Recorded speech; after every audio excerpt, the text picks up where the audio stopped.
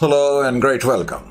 तो बड़े last time section 3 जिसका कि ताल्लुक इनकम स्टेटमेंट से है, उसका एक तो हमने 3.1 क्वेश्चन करा था और उसके अलावा मैंने आपको 3.2 होमवर्क के लिए दिया था। क्या आपने ट्राई करा? 3.2 नहीं करा तो कोई चिंता की बात नहीं है, let's have a look over here. जहां तक 3.2 का सवाल है, एक तो आपको लास्ट ईयर की बैलेंस शीट पहले दी है, करंट ईयर की बाद में दी हुई है। पहले तो ये चीज़ नोट कर लेना चाहिए, पहला आइटम आपका जो है वो तो कैश है, उसको तो आप छोड़ो।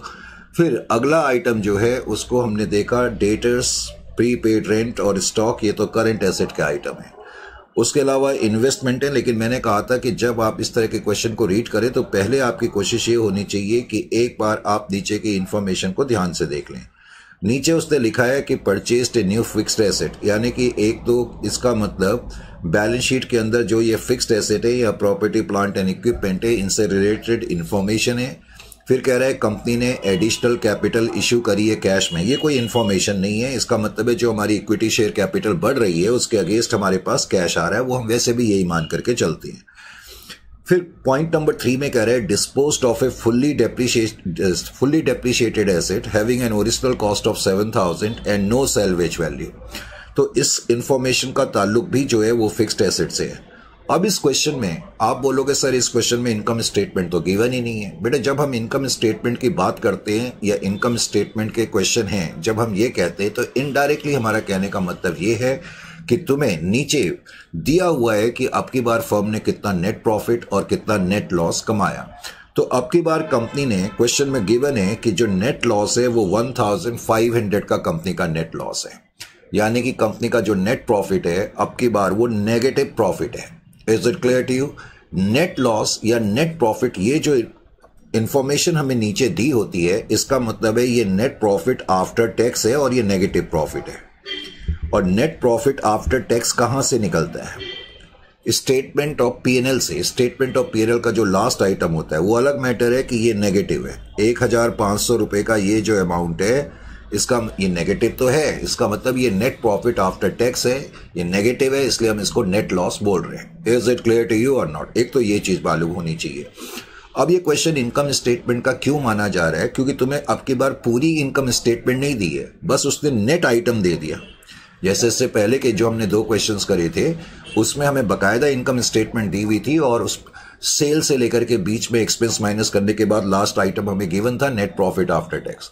इसमें उसने directly net profit after tax हमें नीचे दे दिया। वो अलग मैटर है कि वो नेट लॉस लिखा हुआ है, इनडायरेक्टली इसका मतलब net profit after tax negative है। नंबर 1। नंबर 2, अब की बार बैलेंस शीट के अंदर प्रॉफिट एंड लॉस अकाउंट भी है। जब बैलेंस शीट के अंदर प्रॉफिट एंड लॉस अकाउंट मौजूद हो और नीचे net profit after tax given हो तो ऐसे क्वेश्चंस में आपको ध्यान रखना पड़ेगा, इनडायरेक्टली या डायरेक्टली ये इनकम स्टेटमेंट के क्वेश्चन माने जाएंगे। इसका मतलब है कंपनी ने अपनी स्टेटमेंट ऑफ पीएनएल बना ली है और स्टेटमेंट ऑफ पीएनएल का लास्ट आइटम हमें मालूम है कि नेट प्रॉफिट आफ्टर टैक्स होता है और वो तुम्हें नीचे दिया हुआ है। इसका मतलब तुम्हें अब की बार इनकम स्टेटमेंट उसने अलग से ओपन कर करके नहीं दे दी, एक तरीके से क्लोज्ड इनकम स्टेटमेंट तुम्हें गिवन है। अब जैसा कि मैंने तुम्हें बताया था जब इस तरीके के क्वेश्चन होंगे तो हमें बेसिकली करना क्या होगा। मैंने कहा था सबसे पहला काम तो ये है कि आप अपना एक प्रॉफिट एंड लॉस अकाउंट बनाएंगे। सबसे पहले हमने ये करना होता है, ठीक है? तो पहले तो आप अपने प्रॉफिट एंड लॉस अकाउंट को ध्यान से देखो। प्रॉफिट एंड लॉस अकाउंट को आपने ध्यान से देखा। प्रॉफिट एंड लॉस अकाउंट में ये ओपनिंग बैलेंस है, ये क्लोजिंग बैलेंस है। 20,400 ओपनिंग बैलेंस है, ये क्लोजिंग बैलेंस है। तो सबसे पहले तो आप अपने प्रॉफिट एंड लॉस अकाउंट पे आ जाएं। ये मैंने प्रॉफिट एंड लॉस अकाउंट यहां बना के रखा हुआ है। ओपनिंग बैलेंस मैंने लिखा 26,400 और 20,900 क्लोजिंग बैलेंस है। अब ध्यान रखें, अगर नेट प्रॉफिट होता है तो हम क्रेडिट साइड में लिखते हैं, अगर नेट प्रॉफिट होता है तो हम क्रेडिट साइड में लिखते हैं, लेकिन इस क्वेश्चन में नेट प्रॉफिट नहीं है, कोई प्रॉब्लम की बात नहीं। नेट लॉस है तो नेट लॉस में डेबिट साइड पे लिखूंगा। लॉजिकली 26,400 ओपनिंग बैलेंस है और अगर मेरा लॉस 1,500 का हुआ तो फिर तो क्लोजिंग बैलेंस कुछ और आना चाहिए था। लेट्स हैव अ लुक कि क्लोजिंग बैलेंस कितना आना चाहिए था। अगर मैं 26,400 में से माइनस कर दूं 1,500 तो इसका मतलब मेरा क्लोजिंग बैलेंस तो होना चाहिए था 24,900। भाई 26,400 ओपनिंग बैलेंस है, 1,500 मैंने डेबिट में लिख दिया, नेट लॉस है, तो क्लोजिंग बैलेंस इसका मतलब 24,900 होना चाहिए। इजंट इट और नॉट? लेकिन क्लोजिंग बैलेंस तो 20,900 है। 20,900 है, इसका मतलब 4,000 का डिफरेंस आ रहा है। इसका मतलब हमने डेबिट साइड में कुछ और आइटम भी लिखा है। मैंने तुम्हें बताया हुआ था कि डेबिट साइड में ये जो डिफरेंस आएगा, इस डिफरेंस के दो कारण हो सकते हैं। पहले तुम्हें अपनी बैलेंस शीट को ध्यान से देखना पड़ेगा। क्या बैलेंस शीट पे जनरल रिजर्व है? हम एक बार और देख लेते हैं। हालांकि हम पढ़ चुके हैं, बैलेंस शीट के अंदर कोई जनरल रिजर्व नहीं है।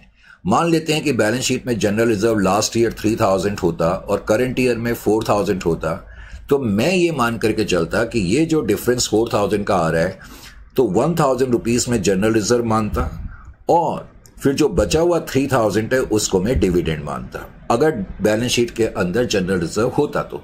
लेकिन इस क्वेश्चन में बैलेंस शीट के अंदर जनरल रिजर्व नहीं है। तो मैंने तुम्हें पहले भी बताया था, जब बैलेंस शीट के अंदर जनरल रिजर्व नहीं होगा, जब बैलेंस शीट के अंदर जनरल रिजर्व नहीं होगा तो तुम्हें यह मान करके चलना पड़ेगा कि ये सारा का सारा डिफरेंस जो है वो डिविडेंड की वजह से है। तो इसीलिए मैंने ये बैलेंसिंग फिगर डिविडेंड की ली है। तो इससे तुम्हें यह पता लग गया कि कंपनी ने इस साल डिविडेंड जो है 4,000 रुपए जो है प्रपोज करा होगा। जैसे कि अब तुम एक डिविडेंड अकाउंट बनाओगे, बनाने की जरूरत नहीं है, मैंने पहले भी बताया था, लेकिन अगर बनाना चाहते हो तो डिविडेंड अकाउंट या प्रपोज डिविडेंड अकाउंट, कोई ओपनिंग बैलेंस नहीं है, क्लोजिंग बैलेंस नहीं है। अब तुमने पीएनएल अकाउंट की डेबिट साइड में 2 डिविडेंड लिखा है, तो पहले तो अपने प्रपोज डिविडेंड अकाउंट की क्रेडिट साइड में तुम बाई पीएनएल लिखोगे। अब यहां बैलेंसिंग फिगर डिविडेंड पेड आ जाएगी। वैसे ये अकाउंट बनाने की जरूरत ही नहीं है। अब जो ये डिविडेंड आ गया, इसका मतलब इतना तुमने प्रपोज करा होगा और इतना तुमने पे करा होगा, ये मैंने तुम्हें बताया था। इंपॉर्टेंटली अब ये जो डिविडेंड पेड है, जब मैं बाद में अपनी कैश फ्लो स्टेटमेंट बनाऊंगा तो कैश फ्लो स्टेटमेंट के अंदर मुझे इसको फाइनेंसिंग एक्टिविटी में लिखना पड़ेगा। तो फाइनेंसिंग एक्टिविटी में तुम लिख लेना, यहां लिखा हुआ नहीं है शायद, तो तुम लिख लेना डिविडेंड पेड। तो एक तो डिविडेंड पेड का आइटम यहां पर आएगा, वो शायद लिखा हुआ नहीं है, कभी कभी कुछ मिसप्रिंट हो जाते हैं, कितनी भी कोशिश करी जाए। तो डिविडेंड पेड 4,000 रुपीज वो आपको लिखनी है। Is it clear to you? Financing activity में, फाइनेंसिंग एक्टिविटी के अंदर आप डिविडेंड पेड लिखेंगे। जब आप बाद में अपनी कैश फ्लो स्टेटमेंट बनाएंगे तो कैश फ्लो स्टेटमेंट के अंदर डिविडेंड पेड आपको लिखना पड़ेगा, debt is equal to 4,000 rupees. Of course आप इसको नेगेटिव आइटम के रूप में लिखेंगे। Is it clear? नंबर 1, आपको मालूम है फिर हम cash generated from operating activities या cash flows from operating activity compute करते हैं। मैंने आपको बताया भी हुआ है कि जब बैलेंस शीट के अंदर प्रॉफिट और लॉस अकाउंट हो और नीचे इनकम स्टेटमेंट के थ्रू या डायरेक्टली नेट प्रॉफिट या लॉस गिवन हो, तो ऐसे क्वेश्चन में आपको नीचे के प्रॉफिट से ही स्टार्ट करना होगा।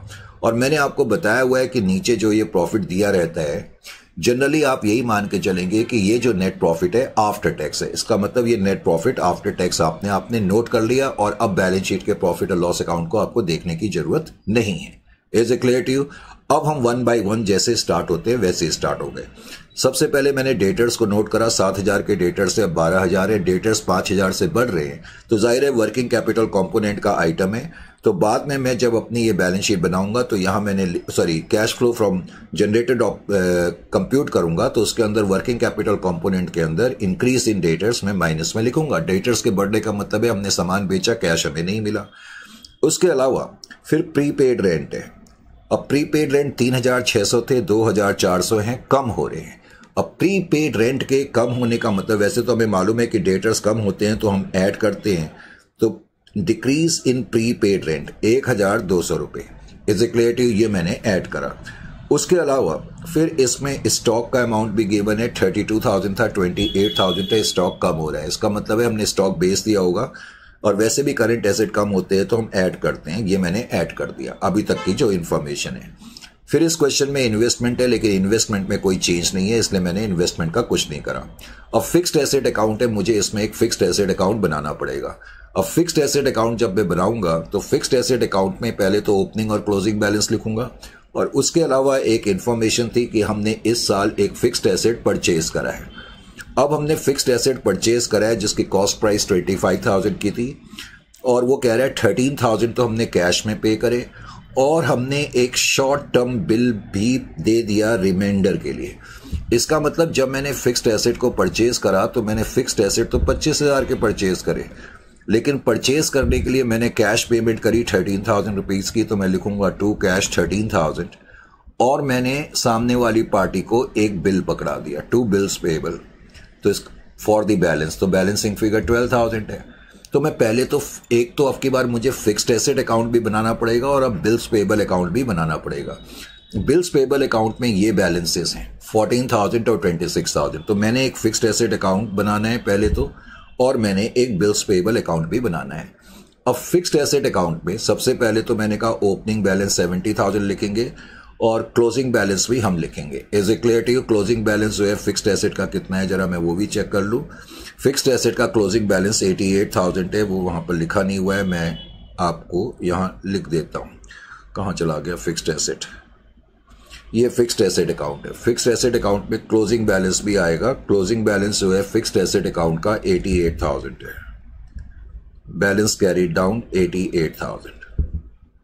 क्लोजिंग बैलेंस भी फिक्स्ड एसेट अकाउंट में आएगा। Is it clear to you? Number 1। Number 2 आपने क्या देखते हैं, अब आप बिल्स पेबल अकाउंट भी बनाएंगे तो उसमें भी आप एक तो ओपनिंग बैलेंस लिखेंगे, क्लोजिंग बैलेंस लिखेंगे। तो आप फिक्स्ड एसेट के और बिल्स पेबल के ओपनिंग बैलेंसेस आपने लिख लिए। अब फिक्स्ड एसेट हमने बेचा, मैंने अभी आपको एंट्री बताई, fixed asset account debit to cash to bills payable. तो फिक्स्ड एसेट अकाउंट की डेबिट साइड में एक तो आपने टू कैश लिखना है, टू बिल्स पेबल लिखना है, ये लिख लिया। अब बिल्स पेबल अकाउंट हम बना रहे हैं तो बिल्स पेबल अकाउंट में भी मुझे बाई फिक्स्ड एसेट लिखना पड़ेगा। Is it clear to you? अब आपने नोट करा कि बिल्स पेबल अकाउंट 26,000 अपने आप ही टैली हो गया। अब नॉर्मली क्या होता है कि हम बिल्स पेबल को वर्किंग कैपिटल कंपोनेंट में लिखते हैं, पर तुम देख ही रहे हो कि बिल्स पेबल जो ये बढ़ रहे हैं 14 से 26,000, तो बदले में अब की बार कोई कैश की ट्रांजैक्शन नहीं हो रही, फिक्स्ड एसेट की ट्रांजैक्शन हो रही है। इसलिए अब मैं बिल्स पेबल का जो डिफरेंस है उसको वर्किंग कैपिटल कंपोनेंट में नहीं लिखूंगा। अब बिल्स पेबल अकाउंट आपका अपने आप टैली हो गया है। Is it clear to you? Opening closing balance कहीं नहीं आता, 12,000 की पोस्टिंग यहां हो चुकी है। अब फिक्स्ड एसेट अकाउंट से रिलेटेड क्वेश्चन में एक इंफॉर्मेशन और थी, वो कह रहे हैं disposed off fully depreciated asset having an original cost of 7,000। इसका क्या मतलब हो गया? वो कह रहे हैं कोई फिक्स्ड एसेट है जिसकी कॉस्ट प्राइस जो है वो 7,000 की थी और वो कह रहे हैं ये फुल्ली डेप्रिशिएटेड है। फुल्ली डेप्रिशिएटेड का मतलब है कि इसमें पूरा 7,000 का डेप्रिशिएशन लग चुका है। कह रहे हैं इसको हमने डिस्पोज कर दिया। डिस्पोज कर दिए का मतलब अब इसकी बुक वैल्यू तो 0 है, तो भाई इसकी बुक वैल्यू तो 0 है ना। अब हमने इसको डिस्पोज कर दिया, इसका मतलब हमने इसको फेंक दिया, हमें बदले में कुछ नहीं मिला। Is it clear to you? तो अब मैं फिक्स्ड एसेट अकाउंट जब बनाऊंगा तो फिक्स्ड एसेट अकाउंट में मैं लिखूंगा बाई बैंक 0 लिखा क्योंकि मेरे को कोई वैल्यू नहीं मिली, मैं तो उसको फेंक दिया, और एक्यूमुलेटेड डेप्रिशिएशन लिखूंगा, कोई लॉस वगैरह हुआ नहीं है। Is it clear to you? तो बस 7,000 मुझे लिखना है। अब मैं फिक्स्ड एसेट अकाउंट को टैली करूंगा तो क्रेडिट साइड का टोटल 95,000 आ रहा है और इत्तेफाक से डेबिट साइड का टोटल भी 95,000 आ रहा है, ये भी 95,000 आ रहा है। अब फिक्स्ड एसेट अकाउंट की पोस्टिंग्स होंगी, जो तुमने 13,000 रुपीज परचेज करा है जिसके लिए तुमने कैश दिया, ऑफ कोर्स ये मैं इन्वेस्टिंग में लिखूंगा। बिल्स पेबल की पोस्टिंग बिल्स पेबल अकाउंट में हो गई है। Is it clear to you?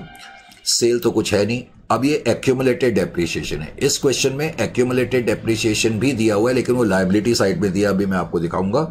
Accumulated depreciation account में ओपनिंग बैलेंस 20,000 है, क्लोजिंग बैलेंस 21,500। जो ये 7,000 है इसकी पोस्टिंग यहां हो जाएगी और ये बैलेंसिंग फिगर 8,500 आपको ऐड करनी पड़ेगी। Is it clear to you? तो फिक्स्ड एसेट अकाउंट से जो हमने परचेजेस करी हैं, एक तो मैं इन्वेस्टिंग एक्टिविटी में लिखूंगा परचेज ऑफ फिक्स्ड एसेट, जैसा कि आप देख ही रहे हो 13,000 की। Is it clear? उसके अलावा जो डेप्रिशिएशन अकाउंट हमने बनाया उसमें से जो एक्यूमुलेटेड डेप्रिशिएशन निकला वो मुझे यहां ऐड करना है। Is it clear to you? अच्छा जी, जब उस वक्त मैं आपको डिविडेंड की बात बता रहा था तो पहले तो मैं उस पॉइंट को क्लियर कर दूं। हमने डिविडेंड तो पे करा नॉर्मली, फिर हमने डिविडेंड परपोज भी करा, और आपको मालूम है कि डिविडेंड परपोज हम नॉर्मली ऐड करते हैं cash generated from operating activity में। लेकिन हम जब नॉर्मली ऐड करते हैं तो तब करते हैं जब हम बैलेंस शीट के प्रॉफिट एंड लॉस अकाउंट का डिफरेंस लेकर के मूव करते हैं। जबकि यहां तो हमने जो ये प्रॉफिट लिखा है ये तो नेट प्रॉफिट आफ्टर टैक्स है ना, यानी कि अभी तक कोई भी एप्रोप्रिएशन तो इसमें से हुई ही नहीं है। इसका मतलब ना हमने जनरल रिजर्व में कुछ क्योंकि नेट प्रॉफिट आफ्टर टैक्स का मतलब अभी तक आपने जनरल रिजर्व में कुछ ट्रांसफर नहीं करा, अभी तक प्रपोज डिविडेंड में कुछ ट्रांसफर नहीं करा। तो बिकॉज आपने अभी तक जनरल रिजर्व में कुछ ट्रांसफर नहीं करा, कुछ प्रपोज डिविडेंड में ट्रांसफर नहीं करा, तो दोबारा ऐड करने की जरूरत नहीं है। इसलिए डिविडेंड पेड से फाइनेंसिंग एक्टिविटी में आएगा, इसमें ऐड नहीं होगा। बस ये ध्यान रखना है। जब भी आप स्टेटमेंट ऑफ पीएनएल से निकला हुआ प्रॉफिट यानी कि नेट प्रॉफिट आफ्टर टैक्स से स्टार्ट करेंगे तो आप कोई भी एप्रोप्रिएशन का अमाउंट ऐड नहीं करेंगे, ये ध्यान रखना है। Is it clear to you?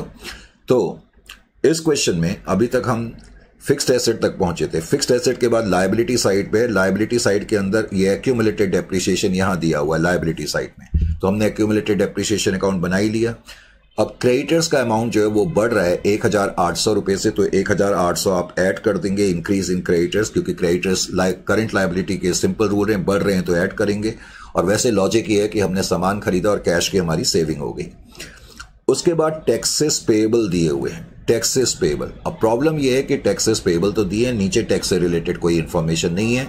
तो ऐसी सिचुएशन में जो लास्ट ईयर का अमाउंट है उसे तो हम टैक्स पेड के रूप में ट्रीट करते हैं, आपको मालूम है, और जो करंट ईयर का अमाउंट है उसको हम प्रोविजन फॉर टैक्स के रूप में ऐड करते हैं। जो प्रोविजन होता है उसको तो मैं यहां पर ऐड करूंगा, क्योंकि नेट प्रॉफिट आफ्टर टैक्स है, इसका मतलब टैक्स माइनस हो चुका है प्रोविजन, तो इसलिए हम दोबारा से इसमें ऐड करेंगे। तो प्रोविजन फॉर टैक्स मैंने इसमें ऐड करा। Is it clear to you? Provision for tax में इसमें ऐड कर दूंगा, तो प्रोविजन फॉर टैक्स हमने ऐड कर दिया 6000, और जो टैक्स पे करा है लास्ट ईयर का वो लास्ट आइटम के रूप में मैं माइनस कर दूंगा tax paid 9000। Is it clear to you? कोई प्रॉब्लम नहीं होनी चाहिए, इंक्रीज इन क्रेडिटर में कर चुका हूं। अच्छा जी, उसके बाद बिल्स पेबल का हमने अकाउंट बना लिया था। Bills payable account by opening balance 14,000 to balance carried down, और उसमें फिक्स्ड एसेट की फिगर आ गई थी, ये अपने आप टैली हो गया। डिवेंचर जो है 35 से 35 कोई चेंज ही नहीं आ रहा। इक्विटी शेयर कैपिटल 50 से 10,000, तो फाइनेंसिंग एक्टिविटी के अंदर प्रोसीड्स फ्रॉम शेयर कैपिटल भी आएगा 10,000, और डिविडेंड पेड भी है, ये ध्यान रखना, डिविडेंड पेड प्रिंट नहीं हुआ है तो ये भी आएगा, तो अल्टीमेटली यहां पर आ जाएगा 6000 आउटर कॉलम में। अच्छा जी, उसके बाद प्रॉफिट और लॉस अकाउंट अब हम कंसीडर नहीं करेंगे उसका, क्योंकि ये चीज ऑलरेडी अकाउंट के अंदर जा चुकी है, नीचे की इंफॉर्मेशन हमने कर ली। तो अल्टीमेटली जब आप करेंगे तो 9000 आपका cash generated from operating activity after tax आ जाएगा, और इन्वेस्टिंग एक्टिविटी के अंदर एक ही आइटम है, जब आपने फिक्स्ड एसेट परचेज करा 13,000 रुपए उसके लिए आपने कैश में पेमेंट करी। फाइनेंसिंग एक्टिविटी के अंदर दो आइटम है, proceeds from share capital 10,000 and dividend paid 4,000, तो ये नेट फिगर पॉजिटिव 6,000 आ जाएगी। फिर इनका तुम नेट डिफरेंस अगर देखोगे तो नेट डिफरेंस जो है अल्टीमेटली ये कितना आएगा वो आपको अब देखना पड़ेगा, 15 माइनस 13, तो 2000 पॉजिटिव आ जाएगा। ठीक है, तो ये आपका नेट बैलेंस निकल आएगा। तो इस क्वेश्चन को खुद करा जा सकता था, इसलिए मैंने आपको करने के लिए कहा था। अब आप 3.3 की तरफ देखें।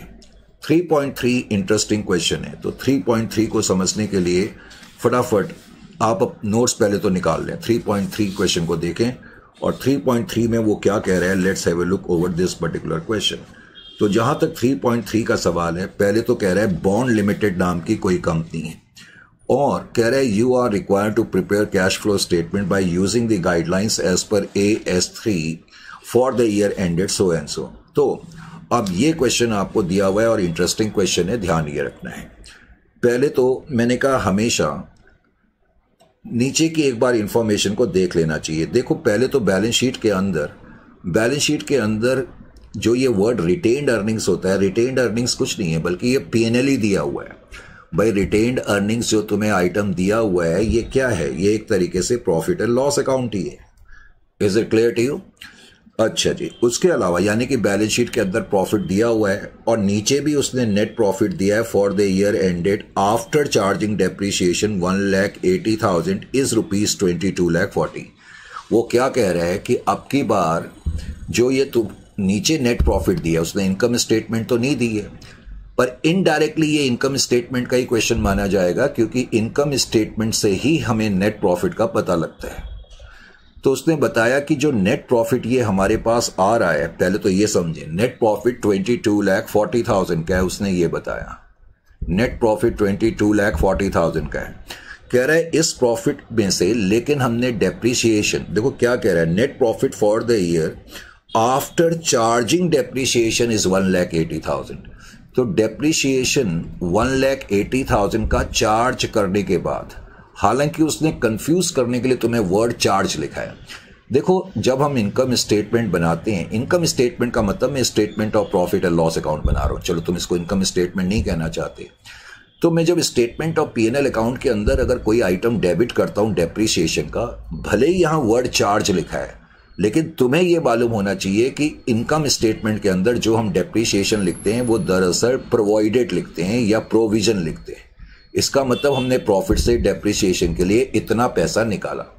तो अब आप इस स्टेटमेंट को ऐसे बोलेंगे कि फर्म का जो प्रॉफिट है डेप्रीशिएशन 1,80,000 का प्रोवाइड करने के बाद नेट प्रॉफिट 22,40,000 का है। डेप्रीशिएशन 1,80,000, भले ही यहां वर्ड चार्ज लिखा है, लेकिन आपको यह समझना होगा क्योंकि ये जो अमाउंट है आप अपने पीएनएल में लिख चुके हो, तो इसका मतलब ये जो अमाउंट है बेसिकली प्रोविजन फॉर डेप्रीशिएशन है, भले ही उसमें चार्ज लिखा है। ये बात आपको समझनी है। तो 1,80,000 का डेप्रीशिएशन माइनस करने के बाद हमारा नेट प्रॉफिट 22,40,000 का है। ये चीज आपकी समझ में आ जानी चाहिए। Is it clear to you और नॉट? अगर ये बात आपके समझ में आ गई, उसके बाद उसने इसमें एक लाइन और लिखी है, कह रहा है bond limited declared and paid dividend of 12 lakh for the current year. कह रहा है बॉन्ड लिमिटेड ने इस साल जो है डिविडेंड पे करा है 12 लाख रुपए का। तुम्हें क्वेश्चन में ये भी दिया हुआ है, इस क्वेश्चन में तुम्हें यह भी दिया है कि बॉन्ड लिमिटेड ने 12 लाख रुपए का डिविडेंड पे भी करा है। बॉन्ड लिमिटेड ने 12 लाख रुपए का डिविडेंड भी पे करा है। अच्छा जी, इस क्वेश्चन में एक चीज और है, वो तुम्हें यहां पर प्रिंट नहीं हुई है, उसको लिख लेना। Bad debts return of during the year, ये प्रिंट नहीं हुआ है, इसको लिख लेना। Bad debts return of during the year 2,30,000। Bad debts return of, वैसे तुम्हारे पास जो बुक होगी उसमें लिखा होगा, लेकिन फिर भी अगर नहीं लिखा है तो लिख लेना। Bad debts return of during the year 2,30,000। एक ये अमाउंट भी गिवन है एडजस्टमेंट में, ये अमाउंट भी एडजस्टमेंट के अंदर गिवन है। इसका क्या यूज होगा ये मैं अभी आपको थोड़ी देर में बताता हूं। Is it clear to you और नॉट? अब सबसे पहले तो ऐसे क्वेश्चंस में, बिकॉज क्वेश्चन में बैलेंस शीट के अंदर पीएनएल मौजूद है और नीचे डायरेक्टली या इनडायरेक्टली इनकम स्टेटमेंट मौजूद है। मैंने कहा इनकम स्टेटमेंट ओपन तरीके से नहीं दी है, क्लोज्ड तरीके से दी है कि नेट प्रॉफिट इतना है। तो सबसे पहला काम हमने क्या करना होता है आपको मालूम है, हम एक स्टेटमेंट ऑफ पीएनएल अकाउंट बनाएंगे। आप चाहो तो रिटेन्ड अर्निंग अकाउंट भी लिख सकते हो, जिसमें कि ओपनिंग बैलेंस इतना है और क्लोजिंग बैलेंस इतना है। तो सबसे पहला काम तो आपने यही करा, ये मैंने यहां पर लिखा भी हुआ है। मैंने यहां पर लिखा है कि रिटेन्ड अर्निंग्स अकाउंट या प्रॉफिट एंड लॉस अकाउंट। सबसे पहले आप एक अकाउंट ड्रॉ करें, उसमें ओपनिंग बैलेंस को लिखें, क्लोजिंग बैलेंस को लिखें। लिख लिया। अब जो नीचे नेट प्रॉफिट दिया हुआ है, ये नेट प्रॉफिट तुम क्रेडिट में लिखोगे।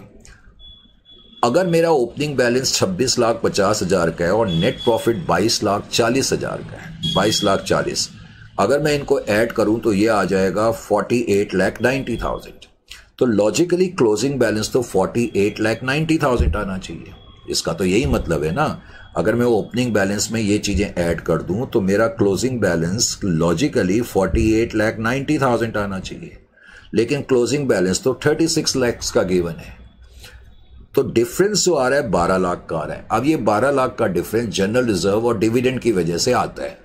पहले तो हमेशा चेक करें कि क्या जनरल रिजर्व है। हमने क्वेश्चन पढ़ लिया, क्वेश्चन में जनरल रिजर्व नहीं है लायबिलिटी साइड में, तो इसका मतलब ये जो डिफरेंस होगा माना जाएगा डिविडेंड की वजह से। वैसे इस क्वेश्चन में उसने तुम्हें दे ही दिया है, क्वेश्चन में उसने दे दिया है कि इस साल हमने 12 लाख रुपए का डिविडेंड पे करा, तो 12 लाख का डिविडेंड पे करने के लिए हमने डिविडेंड के लिए पैसा 12 लाख रुपए निकाला होगा, और वो नहीं भी दिया होता तो हम निकाल लेते। इसका मतलब 12 लाख रुपए जो है डिविडेंड के लिए हमने प्रॉफिट से पैसा निकाला। Is it clear to you?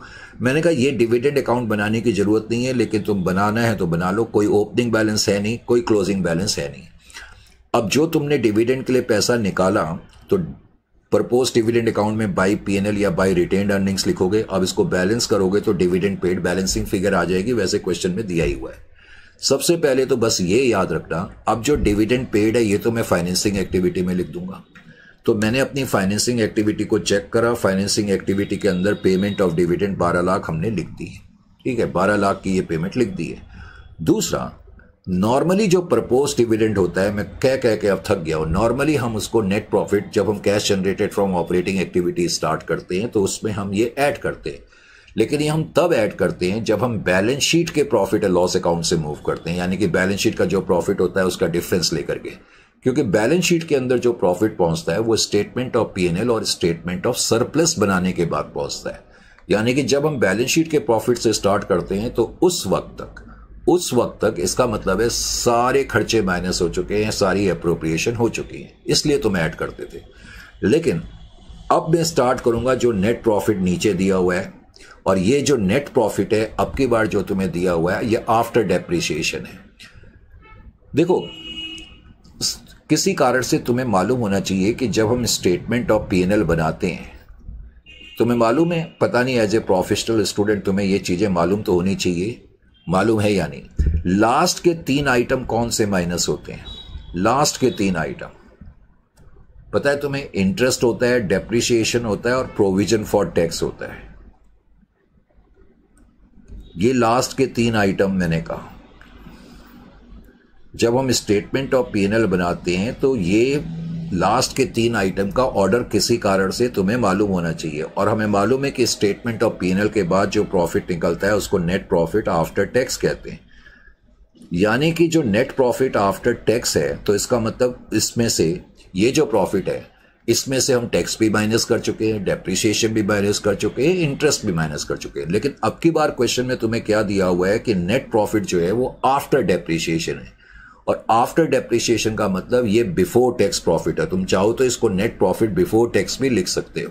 समझ में आ गया? खैर, तो सबसे पहले तो ये जो नेट प्रॉफिट 22,40,000 का है, मैंने इसके अंदर प्रपोज डिविडेंड को ऐड नहीं करा, बस डिविडेंड पेड फाइनेंसिंग एक्टिविटी में आ जाएगा। एक तो ये चीज आपने ध्यान रखनी है।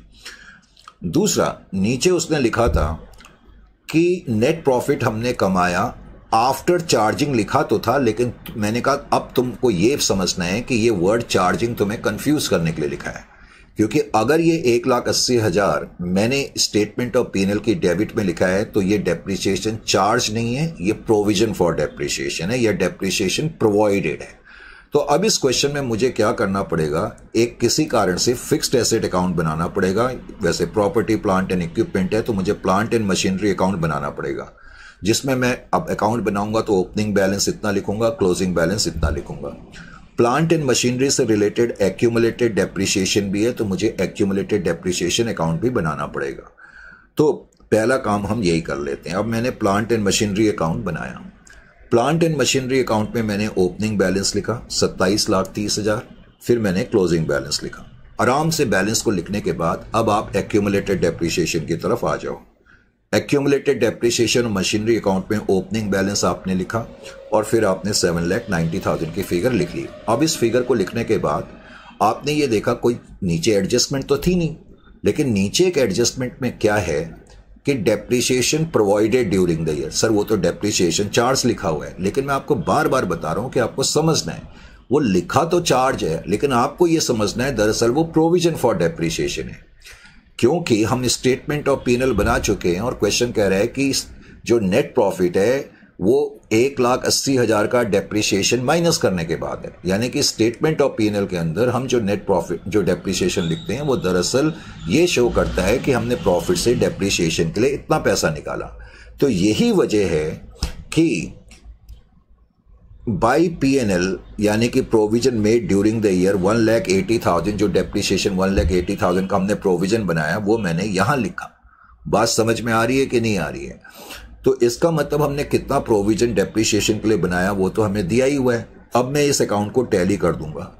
जब मैं इसको टैली करूंगा तो ये टोटल आ रहा है 7,90,000 और इधर भी 790, तो ये अपने आप ही टैली हो गया।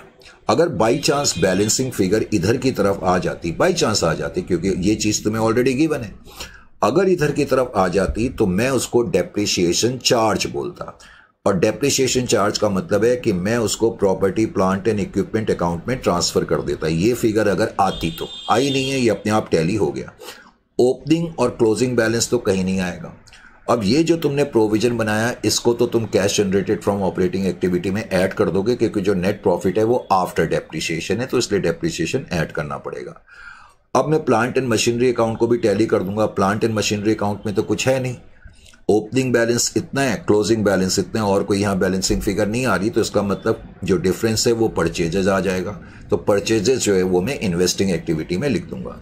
तो चेक कर लेते हैं। तो इन्वेस्टिंग एक्टिविटी के अंदर purchase of plant and machinery लिखी हुई है, ठीक है, 13,40,000, और cash generated from operating activity के अंदर डेप्रिसिएशन ऐड हो गया है 1,80,000। Is it clear to you और नॉट? इस तरीके से आपको ये करना है। यहां तक क्लियर है? कोई प्रॉब्लम किसी तरीके की इसमें नहीं होनी चाहिए। अच्छा जी, नीचे की इंफॉर्मेशन तो हो गई। अब एक साइड से हम स्टार्ट हो जाते हैं। पहले तो शेयर कैपिटल से, लायबिलिटी साइड से स्टार्ट हुए, तो शेयर कैपिटल में तो कोई चेंज है ही नहीं। रिटेन अर्निंग ऑलरेडी ट्रीट हो चुका है क्योंकि इसका हम अकाउंट बना चुके हैं। डिवेंचर 9 लाख से बढ़ रहे हैं, तो इसका मतलब कंपनी ने डिवेंचर इशू करे होंगे। हमने फाइनेंसिंग एक्टिविटी में इसको लिखा होगा। Let's check. फाइनेंसिंग एक्टिविटी में इश्यू ऑफ डिवेंचर लिखा हुआ है बकायदा 9 lakh. Is it clear to you? उसके अलावा फिर तुम्हें दिया हुआ है बैंक लोन। 1,50,000 का था, अब 3 लाख का है, तो इसका मतलब मैंने 1.5 लाख रुपए का लोन रेस करा है, तो ये भी फाइनेंसिंग एक्टिविटी में आ जाएगा। मैं फाइनेंसिंग एक्टिविटी में लिखूंगा बैंक लोन रेस्ड 1,50,000। ये भी आ गया, ठीक है, अच्छी बात है। अब बिल्स पेबल है 1,50,000 से 3 लाख। अब जो बिल्स पेबल है हमें मालूम है कि ये करंट लायबिलिटी है, बढ़ रही है। अब बढ़ रही है तो मैं वर्किंग कैपिटल कंपोनेंट में एक तो बिल्स पेबल ऐड करूंगा। उसके अलावा फिर ये जो लायबिलिटी फॉर एक्सपेंसेस हमें दिया हुआ है 3,30,000 से 2,70,000 है, तो क्रेडिटर्स की figure, sorry, liability for expense की फिगर कम हो रही है 60,000 से, ये मैं माइनस करूंगा, लेकिन ये भी वर्किंग का कैपिटल कंपोनेंट का आइटम है। और उसके अलावा जो है क्रेडिटर्स हैं, अब क्रेडिटर्स की फिगर भी कम हो रही है और ये भी मैं माइनस करूंगा, यानी कि ये 3 वर्किंग कैपिटल कंपोनेंट के आइटम में बिल्स पेबल बढ़ रहे हैं, ऐड करेंगे, बाकी 2 आइटम कम हो रहे हैं, माइनस करेंगे। तो लेट्स हैव ए लुक कि हमने ऐसा करा है या नहीं करा। तो ये यहां पर मैंने statement of working capital component के अंदर डिक्रीज इन क्रेडिटर कम हो रहे हैं तो माइनस करेंगे, एक्सपेंसेस आउटस्टैंडिंग भी कम हो रहे हैं, हमने माइनस करे, लेकिन बिल्स पेबल बढ़ रहे थे 1,50,000 से, हमने ऐड कर दिए। Is it clear to you? तो ये आइटम को देखने के बाद अब हम एसेट साइड की तरफ आ गए। एसेट साइड में प्रॉपर्टी प्लांट एंड इक्विपमेंट हमने कर लिया, एक्यूमुलेटेड डेप्रिसिएशन हमने कर लिया। ये तुम्हें नेट फिगर दी है, इसका कुछ नहीं करना। अब डेटर्स पे आ गए जी। डेटर्स ग्रॉस फिगर है 23,90,000 से 28,30,000। पहले तो ये जो ग्रॉस फिगर है इसका डिफरेंस आप लेंगे और इसका डिफरेंस जो है वो इस केस में बढ़ रहा है, तो जितने से भी बढ़ रहा है उतने अमाउंट को आप यहां पर माइनस करेंगे क्योंकि करंट एसेट है, बढ़ रहे हैं। वैसे तो डेटर्स के बढ़ने का मतलब है मैंने सामान तो बेच दिया, पैसा नहीं आया, तो इंक्रीज इन डेटर्स को हम माइनस करेंगे, इसलिए मैंने यहां पर माइनस कर दिया।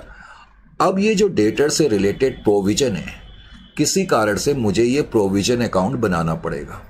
मैंने ये प्रोविजन अकाउंट बनाया, तो प्रोविजन बेसिकली लायबिलिटी साइड का आइटम है, ये भूलना नहीं। तो प्रोविजन अकाउंट जब आप बनाएंगे तो मैंने यहां पर provision for doubtful debts account बनाया है। अब ये provision for doubtful debts account जब मैं बनाऊंगा तो जाहिर है मैं लिखूंगा 1,50,000, बैलेंस कैरीड डाउन 1,90,000, करेक्ट। अभी मैंने तुम्हें एक एडजस्टमेंट लिखाई थी, मैंने कहा ये यहां प्रिंट नहीं हुई है। Bad debts return of during the year ₹2,30,000। इस साल जो बैड डेट्स हुए, जाहिर है कि जब हमारे पास प्रोविजन होता है तो बैड डेट्स को हम पहले प्रोविजन के अगेंस्ट एडजस्ट करते हैं। तो बिकॉज हमारे पास प्रोविजन है तो जो बैड डेट्स हुए उनको हम एकदम से पीएनएल में तो डेबिट नहीं करेंगे, पहले प्रोविजन में डेबिट करेंगे। तो इसलिए बैड डेट्स जो हुए उनको मैंने प्रोविजन के अगेंस्ट डेबिट कर दिया। अब डेबिट कर दिया तो इससे मुझे क्या पता लगा, तो ये टोटल आ रहा है 4,20,000 डेबिट साइड का। तो बैलेंसिंग फिगर जो आ रही है, अब बैलेंसिंग फिगर आपकी ये आ रही है 2,70,000। ये क्या बता रही है 2,70,000 की फिगर, कि इस साल आपने प्रॉफिट से जो प्रोविजन फॉर डाउटफुल डेट्स बनाया, दरअसल वो इतने का बनाया। प्रोविजन फॉर डाउटफुल डेट्स के लिए आपने 2,70,000 रुपये निकाले, ये बताया गया है, या इससे ये पता लग रहा है। अब आपको ये तो पता लग गया कि इस साल हमने प्रॉफिट से 2,70,000 रुपये निकाले, नो डाउट अबाउट इट। 2,70,000 रुपये हमने प्रॉफिट से निकाले, हमें ये तो पता लग गया। तो ध्यान क्या रखना है कि जब मैं ये प्रोविजन ऐड करूंगा cash generated from operating activity में, देखो यहां पर मैंने लिखा है प्रोविजन फॉर डाउटफुल डेट्स, ये नहीं कि पूरे 2,70,000 ऐड कर देना, पहले जो बैड डेट्स हुए हैं वो माइनस करना और फिर नेट फिगर को यहां पर आपने ऐड करना है। हमने प्रॉफिट से तो इतना पैसा निकाला, लेकिन हमारे बैड डेट्स भी तो हो गए ना 2,30,000 के, तो बैड डेब्ट्स का अमाउंट बेसिकली प्रोविजन के अगेंस्ट एडजस्ट हो रहा है, तो इसका मतलब नेट अमाउंट जो प्रोविजन के लिए निकाला गया वो 40,000 का निकाला गया, तो इसलिए 40,000 रुपए ही आप एडजस्ट करेंगे। ये पॉइंट इस क्वेश्चन में सबसे इंपॉर्टेंट है। होता क्या है, बहुत से फैकल्टीज या बहुत से ऑथर्स क्या करते हैं, वो कहते हैं कि इस स्टेटमेंट को आप इग्नोर कर सकते हो। सो सर क्या हम इग्नोर कर सकते हैं? ऑनेस्टली स्पीकिंग आप कर सकते हो। अगर आप इसको इग्नोर करते हो तो उस केस में जो प्रोविजन का डिफरेंस है फिर वो आप वर्किंग कैपिटल कंपोनेंट के रूप में एडजस्ट कर लेना, अगर आप ऐसे नहीं दिखाना चाहते। लेकिन मेरी एडवाइस है कि आप इसको इसी तरीके से करना। पहले आप प्रोविजन का अकाउंट बना लें। प्रोविजन के अकाउंट से आपको यह पता लग जाएगा कि आपने प्रॉफिट से कितना पैसा निकाला। वो फिगर ऐड तो होगी, लेकिन उसमें से बैड डेब्ट्स की फिगर एडजस्ट करनी है और जो नेट डिफरेंस आएगा वो आपने ऐड करना है। Is it clear to you? तो ये पॉइंट आपको समझना होगा इस पर्टिकुलर क्वेश्चन में। बस, और तो और कुछ नहीं है। बाकी तो ये तो नेट अमाउंट दिया, इससे हमारा कोई मतलब नहीं है नेट अमाउंट से। फिर क्वेश्चन में आगे लिखा हुआ है मार्केटेबल सिक्योरिटी। अब देखो मार्केटेबल सिक्योरिटी, आपको याद है मैंने बताया था मार्केटेबल सिक्योरिटी कैश इक्विवेलेंट का आइटम है। लास्ट ईयर मार्केटेबल सिक्योरिटी 11,80,000 की है और करंट ईयर में मार्केटेबल सिक्योरिटी 15 लाख की है। ये आपका कैश एंड कैश इक्विवेलेंट है, इसको आपने छेड़ना नहीं है। बाकी जो ये इन्वेंट्रीज हैं और प्रीपेड एक्सपेंसेस हैं, अब इन्वेंट्री की फिगर कम हो रही है तो वो आप ऐड करेंगे, प्रीपेड एक्सपेंस की फिगर बढ़ रही है वो आप माइनस करेंगे। तो देख लेते हैं हमने ऐसा करा है या नहीं करा। तो डिक्रीज इन इन्वेंट्री मैंने कहा तो ऐड करेंगे, ऐड करा गया है। प्रीपेड एक्सपेंस इंक्रीज हो रहे हैं तो माइनस करा, माइनस कर दिया। तो सारे वर्किंग कैपिटल कंपोनेंट के आइटम भी आ चुके हैं। तो मैं ये बता रहा था कि मार्केटेबल सिक्योरिटीज और कैश, तो कैश का जो बैलेंस है वो 15,20,000 लास्ट ईयर है और करंट ईयर में 18,20,000 है। तो इससे आपको क्या पता लग गया? इससे हमें यह पता लग गया कि जो मेरा opening balance of cash and cash equivalent होगा वो 36 लाख का हो जाएगा। समझ में आया? आपको मालूम है ना कि जब हम लास्ट में ऐड करते हैं, जब हमारे पास नेट बैलेंस आ जाता है, तो जैसे कि नेट बैलेंस 6,20,000 का आ जाएगा, उसमें हम ओपनिंग बैलेंस ऐड करते हैं। वैसे मैंने यहां लिख ही दिया opening balance of cash and equivalent. तो 15,20,000 कैश है, कैश इक्विवेलेंट मार्केटेबल सिक्योरिटी है, तो ओपनिंग बैलेंस जो है वो 27 लाख आ रहा है। मैंने कितना लिख दिया? 27 लाख ही आ रहा है, पता नहीं मैंने 36 लाख क्यों लिख दिया। 6, 7 और 2 27 लाख ही आ रहा है। और इधर का बैलेंस आ रहा है 20,000 और 33 लाख 20,000। तो कहने का मतलब है कि ओपनिंग बैलेंस जब आप ऐड करेंगे तो कैश और cash equivalent, marketable security equivalent है, तो 27 लाख करेंगे और जैसे मैंने बताया क्लोजिंग बैलेंस 33 लाख 20,000 का है। ये ध्यान रखने वाले पॉइंट है इस क्वेश्चन में। अच्छा जी, तो यहां तक हमने हो गया, इन्वेंट्री भी हो गया, प्रीपेड एक्सपेंस भी हो गया, कैश और मार्केटेबल सिक्योरिटी का कुछ करना नहीं है। तो अब सारे आइटम हम लिख चुके हैं। तो इस क्वेश्चन में सबसे पहले तो ये डेट प्रॉफिट तुम्हें दिया हुआ था, उसमें तुमने डेप्रिसिएशन का अमाउंट ऐड करा, provision for doubtful debts 40,000 add करा। अभी जो तुम्हारा प्रॉफिट आ रहा है वर्किंग कैपिटल कंपोनेंट से पहले का प्रॉफिट आ रहा है, फिर ये वर्किंग कैपिटल कंपोनेंट के आइटम आपने प्लस माइनस करे, तो अल्टीमेटली आपका ये अमाउंट जो आ रहा है cash generated from operating activity वो 21 लाख का आ रहा है। जहां तक इन्वेस्टिंग एक्टिविटी का सवाल था उसमें एक ही आइटम था, purchase of plant and machinery. तो इन्वेस्टिंग एक्टिविटी में नेगेटिव फ्लोज हैं 13,40,000 के।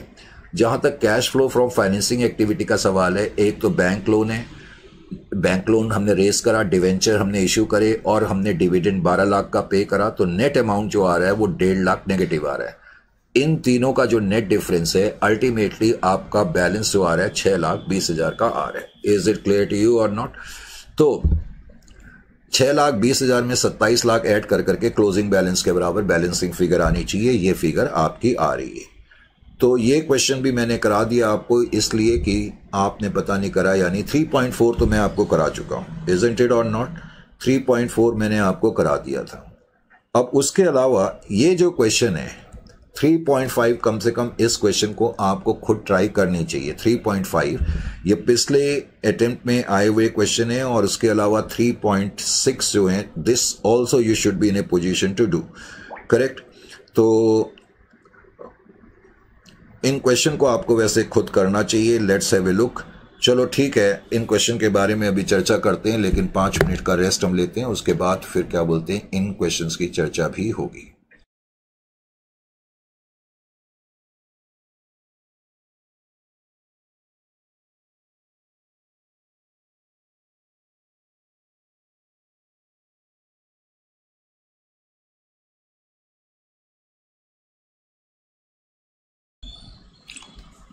सो वेलकम आफ्टर द ब्रेक।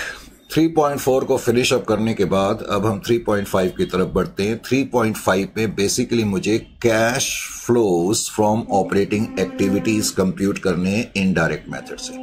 सिर्फ हमें इसमें फाइंड करना है cash generated from operating activity. और इस क्वेश्चन में तुम्हें profit and loss account for the year ended 31/3/2022 दिया हुआ है।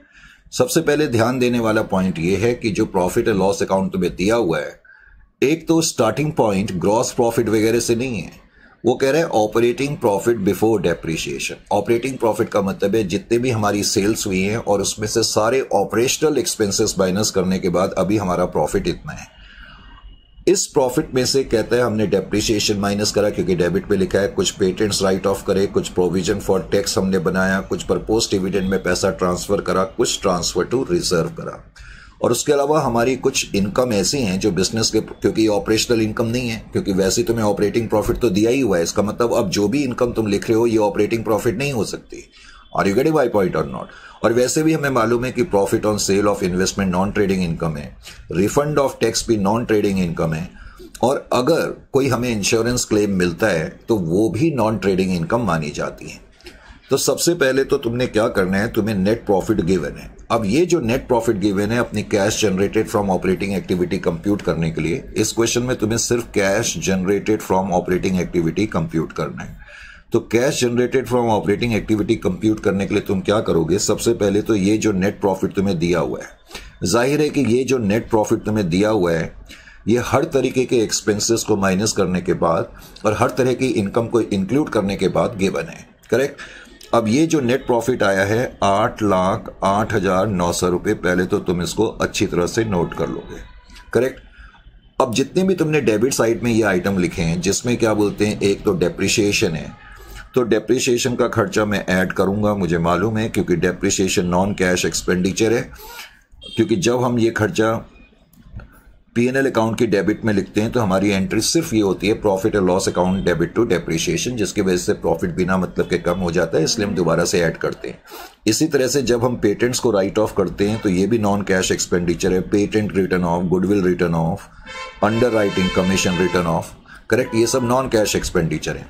तो हम P&L में लिखते हैं, लेकिन मैंने जैसा कि पहले शुरुआत में भी बताया था, ऑपोजिट साइड से हमारा कैश कम नहीं होता क्योंकि ये नॉन कैश एक्सपेंडिचर है। सो सिर्फ थ्योरेटिकली स्पीकिंग हमारा प्रॉफिट कम होता है, यानी कि बेवजह कम हो जाता है, इसलिए हम पेटेंट्स रिटर्न ऑफ भी ऐड करेंगे 35,000 रुपीज।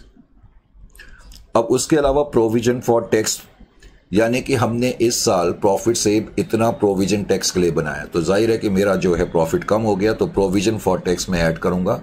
कोशिश होनी चाहिए कि प्रोविजन फॉर टैक्स को आप पहले ऐड करें तो ज़्यादा अच्छा लगेगा। प्रोविजन फॉर टैक्स, तो प्रोविजन फॉर टैक्स आपने ऐड कर दिया। प्रोविजन फॉर टैक्स 1,25,000 है।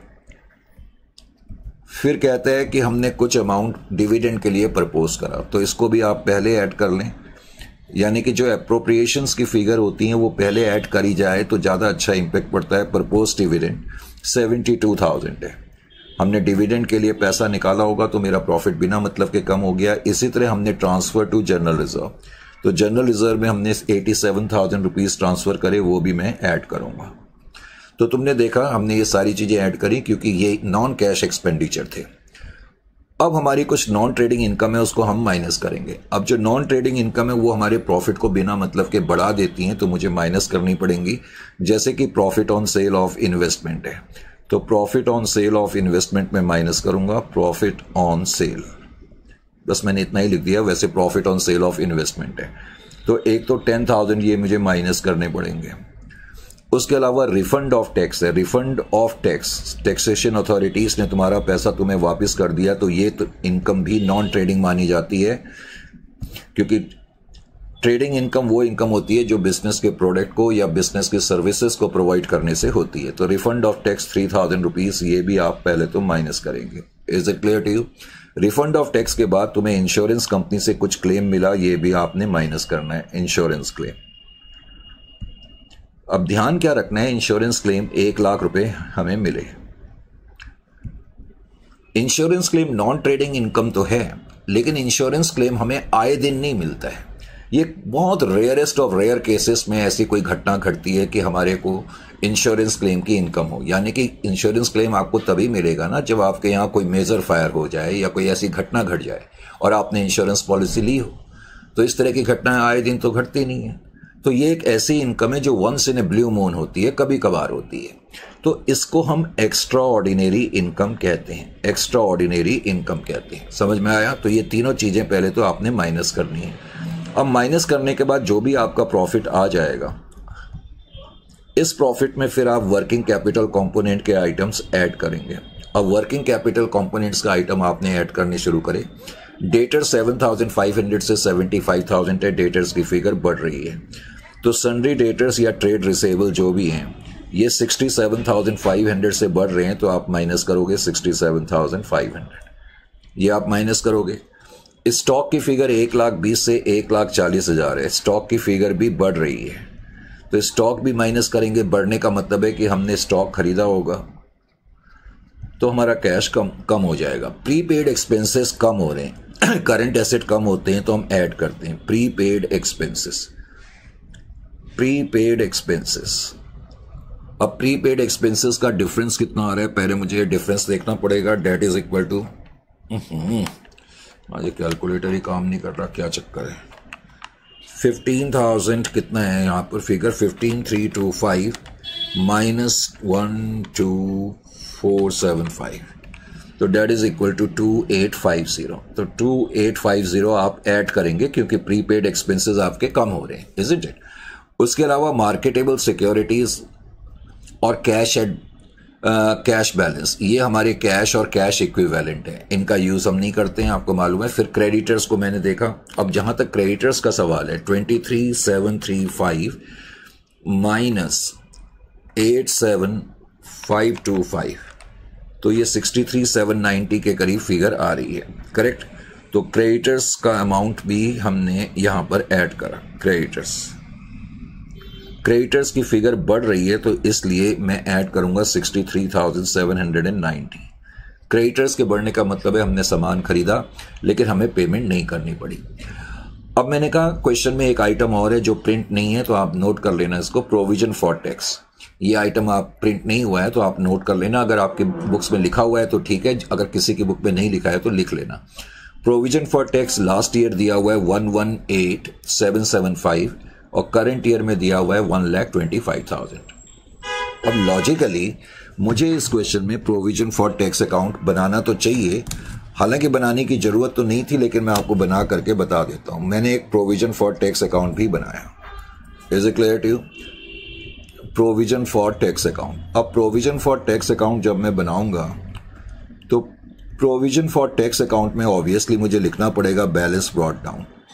तो ओपनिंग बैलेंस 118,775 का है, ये मैंने बैलेंस लिख दिया। और क्लोजिंग बैलेंस 1,25,000 है, ये भी मैंने लिख दिया, 1,25,000।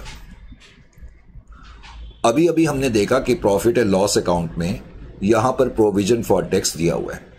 करंट ईयर के प्रॉफिट एंड लॉस अकाउंट में प्रोविजन फॉर टैक्स देने का मतलब है कि हमारी कंपनी ने इस साल प्रॉफिट से टैक्स के लिए इतना प्रोविजन निकाला। तो हमने प्रॉफिट एंड लॉस अकाउंट की डेबिट साइड में 2 प्रोविजन फॉर टैक्स लिखा है, तो प्रोविजन फॉर टैक्स अकाउंट की क्रेडिट साइड में बाय P&L हम लिखेंगे 1,25,000।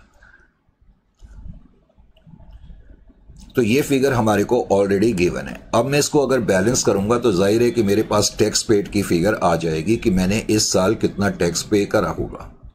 अब टैक्स पेड की फिगर जो आपकी निकलेगी 118,775 की फिगर आपकी निकलेगी। Is it clear to you? समझ में आ गया? अब तुम्हें मालूम है कि वर्किंग कैपिटल कंपोनेंट ऐड करने के बाद, अब सारे वर्किंग कैपिटल कंपोनेंट ऐड करने के बाद जो फिगर हमारे पास आती है उसको हम cash generated from operating activity before tax paid कहते हैं। अब उसमें से फिर हम टैक्स पेड की फिगर माइनस करते हैं।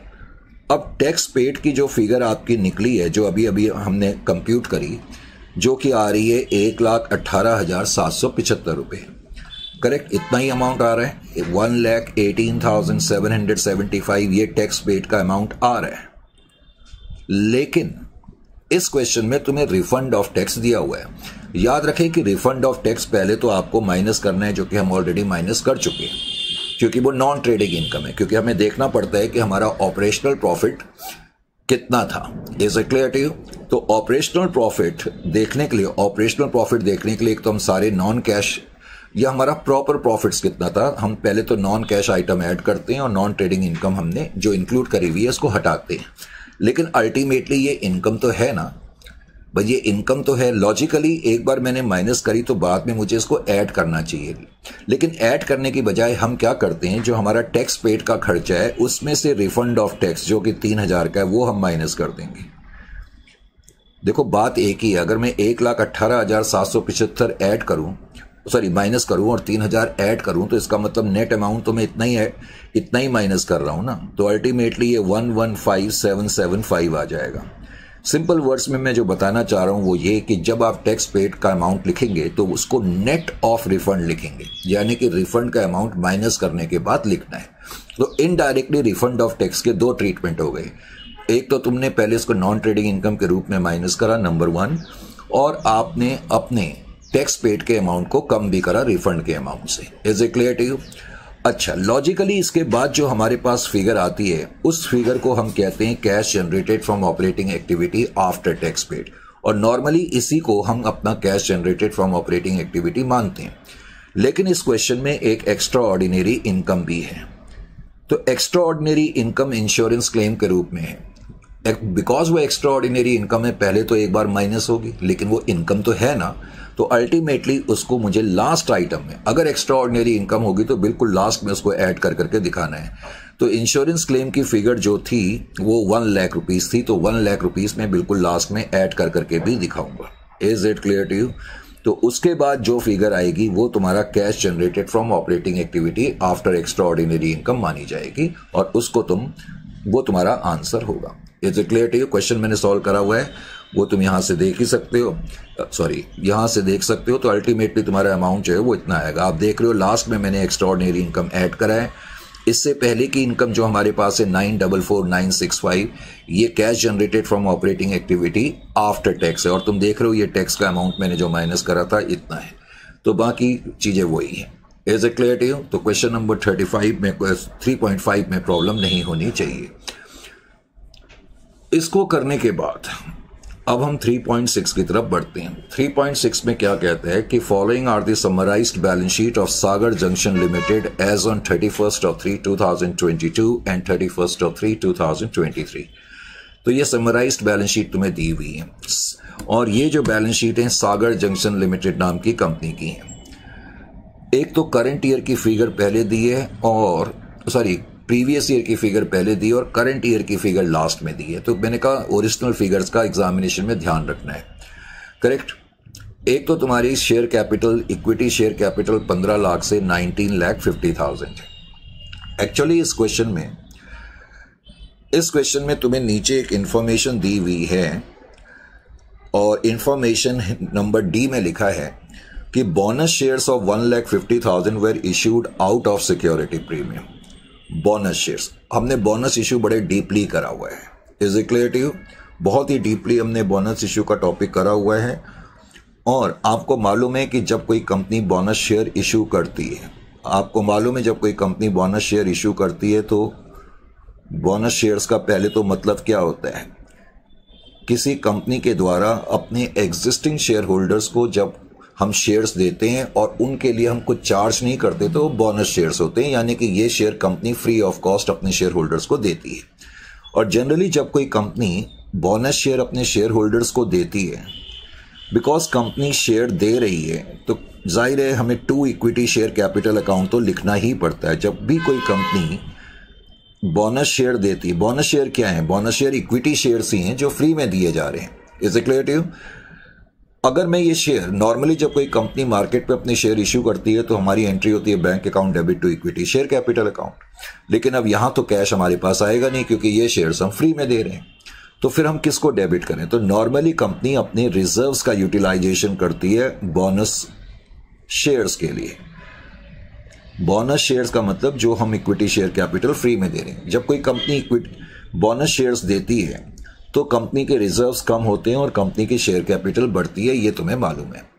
वैसे तो मैंने बोनस इश्यू के बारे में आपको बताया हुआ है और आपको ये मालूम भी होना चाहिए, जब भी कोई कंपनी बोनस शेयर इशू करती है तो आपको मालूम है कि बोनस शेयर जो है उसके लिए कंपनी रिजर्व्स तो यूज करती है, पर कंपनी की कोशिश ये होती है कि अपने कैपिटल नेचर के रिजर्व्स ज्यादा से ज्यादा इस्तेमाल करे और उसके बाद ही रेवेन्यू नेचर के रिजर्व्स का इस्तेमाल करे। करेक्ट। जनरली जब कोई कंपनी बोनस इश्यू करती है तो कंपनी रिजर्व से करती तो है, लेकिन अगर कंपनी के कैपिटल नेचर के रिजर्व्स में पैसा है तो कंपनी प्राथमिकता उनको देती है, यानी कि कैपिटल नेचर के रिजर्व्स का पहले यूज करा जाता है और उसके बाद ही रेवेन्यू नेचर के रिजर्व्स का यूज करा जाता है। लेकिन at the same time bonus issue capital nature के रिजर्व और रेवेन्यू नेचर के रिजर्व दोनों से करा जा सकता है। अब इस क्वेश्चन में उसने क्या लिखा हुआ है कि कंपनी ने 1,50,000 रुपए के शेयर इश्यू तो करे बोनस के रूप में, लेकिन कंपनी ने ये सिक्योरिटी प्रीमियम से करे, सिक्योरिटी प्रीमियम से करे। अब सिक्योरिटी प्रीमियम कैपिटल नेचर का रिजर्व है, यानी कि कंपनी ने एंट्री क्या करी होगी, security premium account debit to bonus issue account, security premium account debit to bonus issue account. Company bonus issue account लिखने की जरूरत नहीं है, तुम directly to equity share capital लिख दो। Security premium account debit to equity share capital account, bracket में तुम बोनस इश्यू लिख सकते हो। तो कंपनी ने ये इक्विटी शेयर 1,50,000 रुपए के बराबर बोनस के रूप में इश्यू करे और उसके लिए अपने रिजर्व्स जो इस्तेमाल करे वो सिक्योरिटी प्रीमियम का इस्तेमाल करा। तो अब इस एंट्री के करने से क्या हुआ, एक तो इक्विटी शेयर कैपिटल पे इफेक्ट पड़ रहा है और दूसरा सिक्योरिटी प्रीमियम पे इफेक्ट पड़ रहा है, इजंट इट और नॉट। तो यही वजह है कि एक तो मुझे इसमें equity share capital account technically बनाना चाहिए और मुझे एक सिक्योरिटी प्रीमियम अकाउंट भी बनाना चाहिए।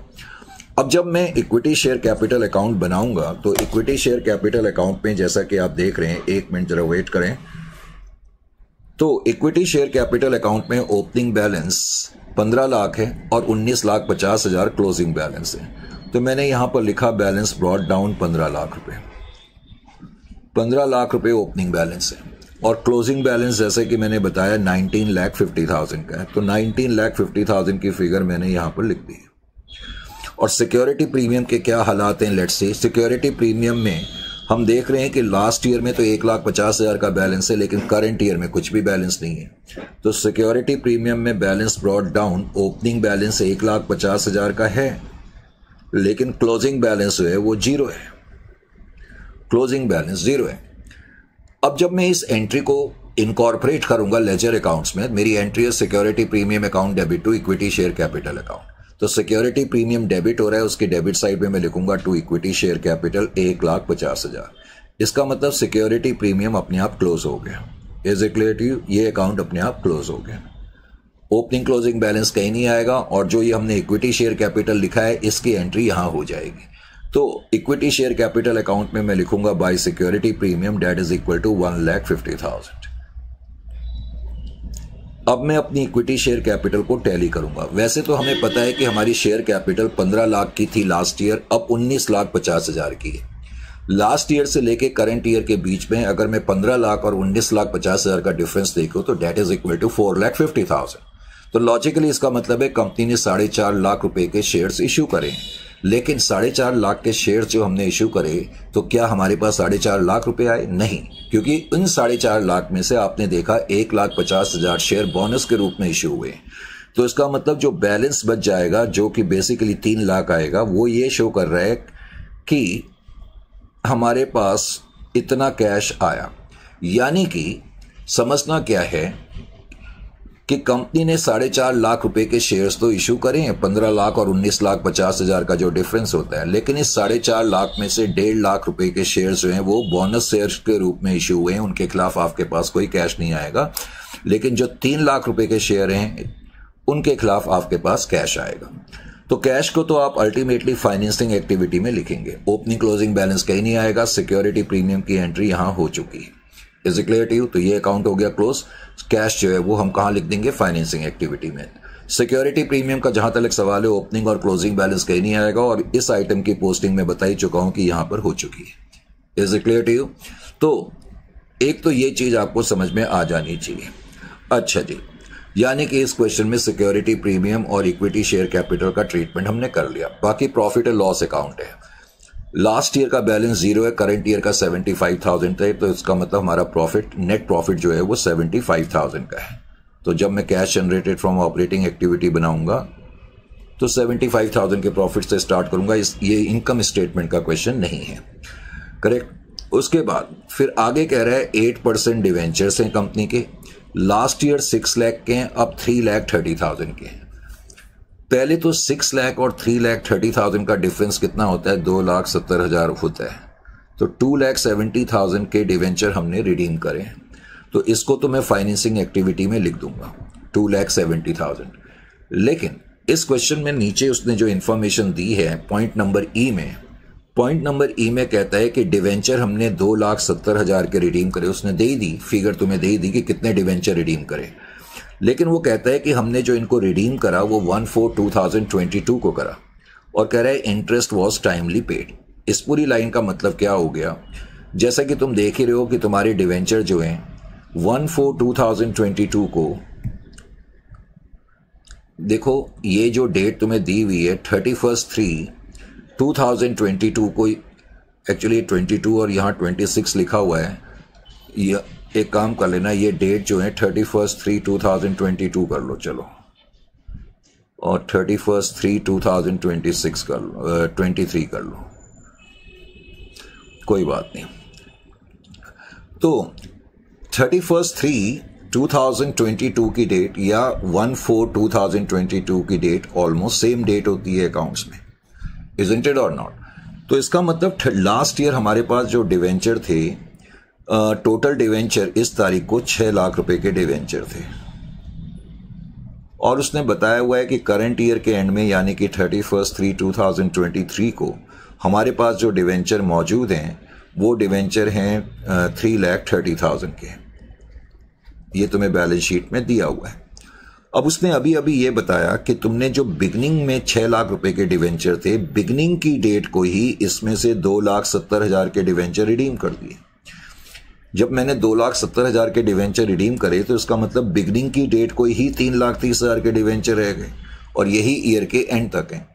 इसका मतलब जो इंटरेस्ट पे करा जाएगा वो 3,30,000 के डिवेंचर पे करा जाएगा, और 3,30,000 के डिवेंचर पे जो इंटरेस्ट पे करेंगे करंट ईयर के बिगनिंग से करंट ईयर के एंड तक करेंगे। अब 3,30,000 और डिवेंचर का रेट जो है वो 8% है, तो 8% तुम कंप्यूट करोगे तो वो 26,400 आ जाएगा। यानी कि डिवेंचर पे जो हम इंटरेस्ट पे करते हैं, तो आपको मालूम है कि इंटरेस्ट ऑन डिवेंचर जो पे करा गया है, ये तो तुम्हें पता लग गया कि इतना इंटरेस्ट हमने पे करा है। इंटरेस्ट ऑन डिवेंचर ये तुम्हें पता लग गया, 26,400 तुमने पे करा है। तो एक बार तो तुम्हें इसको क्या करना पड़ेगा, प्लस करना पड़ेगा cash generated from operating activity में। क्यों ऐड करते हैं, क्योंकि इसको नॉन बिजनेस फाइनेंसिंग एक्सपेंडिचर माना जाता है। ये बिजनेस की ऑपरेशनल एक्टिविटी से रिलेटेड खर्चा नहीं माना जाता है, इसलिए इस खर्चे को ऐड करा जाता है। हम ये मान करके चलते हैं कि इस खर्चे की वजह से हमारा ऑपरेशनल प्रॉफिट बेवजह कम हो रहा है, तो इसलिए इस खर्चे को हम दोबारा से ऐड करते हैं, नंबर 1। लेकिन at the same time because हमने इंटरेस्ट ऑन डिवेंचर पे करा है, तो इसको मुझे फाइनेंसिंग एक्टिविटी में भी रिफ्लेक्ट करना पड़ेगा। तो 2 ट्रीटमेंट इसके होंगे, वो तुम्हें मालूम भी है। अच्छा जी, इन डिवेंचर की कहानी भी खत्म हो गई, और मुझे बताने की जरूरत नहीं कि फाइनेंसिंग एक्टिविटी के अंदर रिडम्पशन ऑफ डिवेंचर 270 आएगा। उसके अलावा फिर तुम्हें कुछ वर्किंग कैपिटल कंपोनेंट्स के आइटम दिए हुए हैं, जिसमें क्रेडिटर्स का अमाउंट है उसमें कोई चेंज ही नहीं है, अच्छी बात है। बिल्स पेबल 2,40,000 के थे 3 लाख के हैं। अब बिल्स पेबल का अमाउंट 60,000 से बढ़ रहा है। अगर करंट लायबिलिटी बढ़ती है तो हम ऐड करते हैं। वैसे इसका लॉजिक ये है कि मैंने सामान उधार में खरीदा होगा, लेकिन मैंने कैश पेमेंट नहीं करी, इसीलिए कैश की सेविंग्स हो गई। फिर प्रोविजन फॉर टैक्स, लेकिन नीचे कोई टैक्स से रिलेटेड इंफॉर्मेशन है या नहीं है? अच्छा, नीचे टैक्स से रिलेटेड इंफॉर्मेशन है, तो तुम्हें एक provision for tax account question में बनाना पड़ेगा। तो एक प्रोविजन फॉर टैक्स अकाउंट तुम बना सकते हो, जिसको बनाने में कोई प्रॉब्लम नहीं होनी चाहिए। प्रोविजन फॉर टैक्स अकाउंट, अब प्रोविजन फॉर टैक्स अकाउंट बनाएंगे तो उसमें पहले तो मुझे बैलेंस ब्रॉट डाउन के रूप में फिगर्स लिखनी पड़ेंगी। एक तो 60 और 75,000 है, तो 60,000 ओपनिंग बैलेंस के रूप में मैंने पहले इसको लिख दिया। फिर बैलेंस कैरिड डाउन के रूप में 75,000 की फिगर है, तो 75,000 का अमाउंट मैंने लिख दिया, करेक्ट। अब नीचे कहता है प्रोविजन हमने बनाया 69,000 का। तुम्हें दिया हुआ है कि एंटिटी ने इस साल प्रॉफिट से इतना पैसा निकाला, ये तुम्हें ऑलरेडी दिया हुआ है। तो इसका मतलब बैलेंसिंग फिगर क्या आ जाएगी, टैक्स पेड आ जाएगी। तो बैलेंसिंग फिगर टैक्स पेड आ जाएगी और टैक्स पेड की जो फिगर आ जाएगी वो कितनी आ जाएगी, 1,29,000 में से 75 माइनस कर देते हैं। 125 में से माइनस करा 75 तो 50,000 आ रहा है। नहीं, जस्ट एक मिनट, 60 प्लस, एक तो ये कैलकुलेटर भी ना बड़ी प्रॉब्लम क्रिएट कर रहा है। 60 प्लस 69, 129 में से माइनस करा 75 तो 54,000 आ रहा है। तो 54,000 आपका टैक्स पेड आ गया। अब जो प्रोविजन आया मुझे बताने की जरूरत नहीं, इस फिगर को तो cash generated from operating activity में आप ऐड करेंगे और टैक्स पेड को भी माइनस करेंगे लास्ट आइटम के रूप में cash generated from operating activity में। ये काम भी कर सकते हैं, इसमें भी कोई प्रॉब्लम नहीं होनी चाहिए। अच्छा जी, नीचे की इंफॉर्मेशन नंबर बी भी हो गई, डी भी हो गई और ई भी हो गई। Is it clear to you? अब इस क्वेश्चन में नीचे कह रहा है depreciation charge on plant and machinery. Point number D को भी, चलो सी को भी हम पहले ही कर लेते हैं। अब डेप्रिसिएशन चार्ज हुआ प्लांट एंड मशीनरी पे, तो वो तो तुम खुद ही कर सकते हो। अब प्लांट एंड मशीनरी का जो बैलेंस है 16,50,000 तुम्हें दिया हुआ है, तो तुम्हें एक प्लांट एंड मशीनरी अकाउंट बनाना पड़ेगा। अब प्लांट एंड मशीनरी अकाउंट में तुम लिखोगे पहले तो बैलेंस ब्रॉट डाउन 16,50,000 और तुम्हारा क्लोजिंग बैलेंस भी 16,50,000 है। 16,50,000। अब उसने कहा कि हमने डेप्रिसिएशन प्लांट एंड मशीनरी पे चार्ज करा है 2,40,000 का, तो बाई डेप्रिसिएशन 2,40,000 मुझे यहां लिखना पड़ेगा। तो जो बैलेंसिंग फिगर आ जाएगी, जाहिर है जब मैं इसको बैलेंस करूंगा तो बैलेंसिंग फिगर क्या आएगी, 240 आएगी, लेकिन वो क्या मानी जाएगी, परचेजेस मानी जाएंगी। इसका मतलब आपने 2,40,000 की प्लांट एंड मशीनरी इस साल परचेज करी थी। अब जो डेप्रिसिएशन है वो तो cash generated from operating activity में आप ऐड करोगे और परचेजेस की फिगर को इन्वेस्टिंग एक्टिविटी में से आप माइनस कर दोगे। Is it clear to you? अब नीचे एक लाइन और दी हुई है, net profit for the year 2022 before tax is 1,44,000। अब देखो यहां पर जस्ट मैंने तुम्हें समझाने के लिए बताया हुआ है। उसने कहा हमें कि नीचे जो नेट प्रॉफिट है बिफोर टैक्स 1,44,000 है। अगर मान लो तुम इस प्रॉफिट से स्टार्ट करते हो, हालांकि हम लोगों ने अब की बार बैलेंस शीट के प्रॉफिट से ही स्टार्ट कर दिया, लेकिन जस्ट मैं मान लेता हूं कि नीचे जो नेट प्रॉफिट दिया हुआ है बिफोर टैक्स 1,44,000 दिया हुआ है। एक तो तरीका यह है मैं डायरेक्टली 1,44,000 के प्रॉफिट से स्टार्ट कर सकता हूं। अगर मैं 1,44,000 के प्रॉफिट से डायरेक्टली स्टार्ट करूंगा तो मुझे प्रोविजन फॉर टैक्स ऐड करने की जरूरत नहीं होनी चाहिए। ये बातें अब आपको पता ही हैं, लेकिन जस्ट फिर भी समझाने के लिए, अगर मैं इस प्रॉफिट से स्टार्ट करूंगा नेट प्रॉफिट बिफोर टैक्स से, तो मुझे प्रोविजन फॉर टैक्स दोबारा ऐड करने की जरूरत नहीं है क्योंकि ये बिफोर टैक्स प्रॉफिट है। लेकिन बैलेंस शीट के प्रॉफिट से अगर मैं स्टार्ट करूंगा, क्योंकि बैलेंस शीट में जो प्रॉफिट दिया हुआ है वो 75,000 का दिया हुआ है, हमने देखा था डिफरेंस। लेकिन और बैलेंस शीट में जो प्रॉफिट पहुंचता है मैं बता चुका हूं, वो हर तरीके के एक्सपेंस वगैरह माइनस करने के बाद पहुंचता है। तो बैलेंस शीट के अंदर जो प्रॉफिट दिया हुआ है अगर मैं उसको 75,000 पहले लिखूंगा तो मुझे ये प्रोविजन जो हमारा निकला था प्रोविजन फॉर टैक्स अकाउंट से 69,000 ये मुझे ऐड करना पड़ेगा और टैक्स पेड की फिगर तो हम माइनस करेंगे ही करेंगे। तुमने देखा जब मैंने प्रोविजन ऐड करा तो अब ये जो आ रहा है 1,44,000 बेसिकली ये नेट प्रॉफिट बिफोर टैक्स आ रहा है। Is it clear to you? अच्छा जी, उसके अलावा नीचे की बाकी तो सारी इंफॉर्मेशन हो गई। अब उसके अलावा हम यहां तक पहुंचे थे तो प्रोविजन फॉर टैक्स हो गया। लैंड जो है वो आपकी बढ़ रही है 1,50,000 से, तो लैंड जो है वो आप इन्वेस्टिंग एक्टिविटी में लिख देंगे purchase of land. Plant and machinery हो गई है। गुडविल 3 लाख से 2,25,000 है, तो गुडविल कम हो रही है, तो गुडविल आप ऐड करेंगे 75,000 गुडविल रिटर्न ऑफ, करेक्ट। बाकी ये आइटम्स आपको दिए हुए हैं। इन्वेंट्री की फिगर बढ़ रही है तो आप माइनस करेंगे 60,000। इसी तरह ट्रेड रिसेबल जो है वो बढ़ रहे हैं तो ट्रेड रिसेबल भी आप माइनस करेंगे, इनका जो भी डिफरेंस है 90,000 के करीब। ये तो कैश इक्विवेलेंट है, इसको तो कुछ नहीं करना। बाकी प्रीपेड एक्सपेंसेस जो हैं लास्ट ईयर 24,000 के, करंट ईयर में 0 है। अब करंट ईयर में 0 हैं प्रीपेड एक्सपेंसेस, तो इसका मतलब प्रीपेड एक्सपेंसेस कम हो रहे हैं। करंट एसेट कम होंगे तो ऐड करे जाएंगे।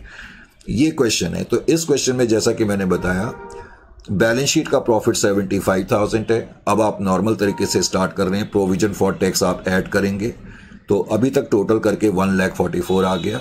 फिर डेप्रिसिएशन मैंने बताया था, फिर इंटरेस्ट ऑन डिवेंचर मैंने कहा था कि ऐड करेंगे, फिर क्वेश्चन में गुडविल रिटर्न ऑफ भी थी। तो अभी तक जो हमारा प्रॉफिट है 4,85,400 है, ये फिगर ठीक कर लेना, 4,85,400 है ये टोटल। 4,85,000 लिखा है या 4,85,400 है। उसमें से फिर मैं फिर वर्किंग कैपिटल कंपोनेंट की एडजस्टमेंट करेंगे, जैसा कि हमने देखा डेटर से रिलेटेड थी, इन्वेंट्री से थी, और दोनों बढ़ रहे थे इसलिए माइनस करा। प्रीपेड एक्सपेंस कम हो रहे थे तो ऐड करेंगे। बिल्स पेबल की फिगर बढ़ रही है तो इसलिए हमने ऐड करा। करेक्ट। तो अभी तक हमारे पास जो सिचुएशन है वो ये कि cash generated from operating activities जो आ रहा है वो 4,19,400 का आ रहा है। फिर टैक्स पेड हमारी बैलेंसिंग फिगर निकली थी 54,000। तो cash generated from operating activity आपका अभी तक ये आ रहा है। फिर जहां तक इन्वेस्टिंग एक्टिविटीज का सवाल है, आपने देखा एक तो हमारा purchase of plant balancing figure निकली थी 240, और लैंड से रिलेटेड कोई इंफॉर्मेशन नहीं थी, डिफरेंस 150 का था। तो टोटल 3,90,000 आपका इन्वेस्टिंग एक्टिविटी है नेगेटिव।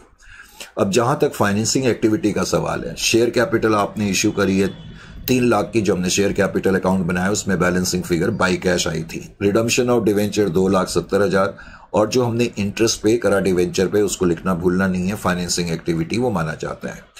तो 3,600। अब आपने नेट इफेक्ट लिया इन 3 फिगर्स का, तो आपको पता लग गया कि opening balance of cash and cash equivalent negative 21,000 है।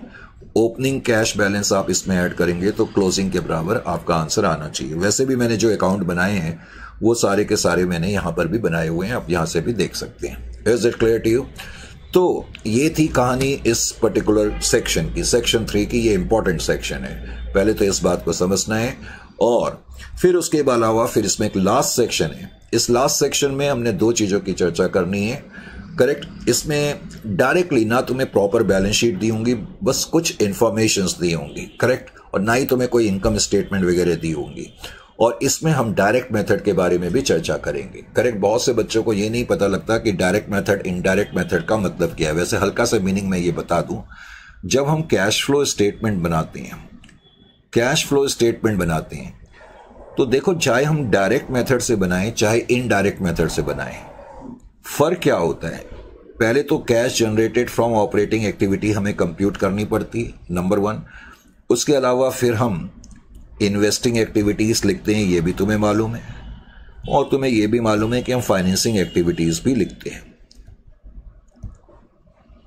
चाहे डायरेक्ट मेथड हो या इनडायरेक्ट मेथड हो, इन्वेस्टिंग एक्टिविटी और फाइनेंसिंग एक्टिविटी पे कोई फर्क नहीं पड़ता। वो जो तुम जैसे कंप्यूट करते हो या जैसे लिखते हो उनको वैसे ही लिखोगे। यानी कि डायरेक्ट या इनडायरेक्ट मेथड का जो कॉन्सेप्ट है उसका ताल्लुक cash generated from operating activity से। तो cash generated from operating activity direct method से भी कंप्यूट करी जा सकती है, और इनडायरेक्ट मेथड तो हम अडॉप्ट करते ही करते हैं। और याद रखें, जो इनडायरेक्ट मेथड है, सेबी ये कहता है कि एंटिटीज को इनडायरेक्ट मेथड से ही cash generated from operating activity compute करनी चाहिए। ये सेबी की गाइडलाइंस है। लेकिन कंपनीज एक्ट के मुताबिक कोई कंपनी जो है वो cash generated from operating activity direct और इनडायरेक्ट दोनों तरीके से कंप्यूट कर सकती है। यानी कि जब हम कहते हैं डायरेक्ट मेथड, इनडायरेक्ट मेथड, तो फर्क क्या होता है, सिर्फ cash generated from operating activity, answer तो सेम ही आएगा, चाहे इनडायरेक्ट मेथड से कंप्यूट करें चाहे डायरेक्ट मेथड से कंप्यूट करें। बस फर्क ये है कि चाहे डायरेक्ट मेथड हो चाहे इनडायरेक्ट मेथड हो, इन्वेस्टिंग और फाइनेंसिंग एक्टिविटी में कोई चेंज नहीं आएगा।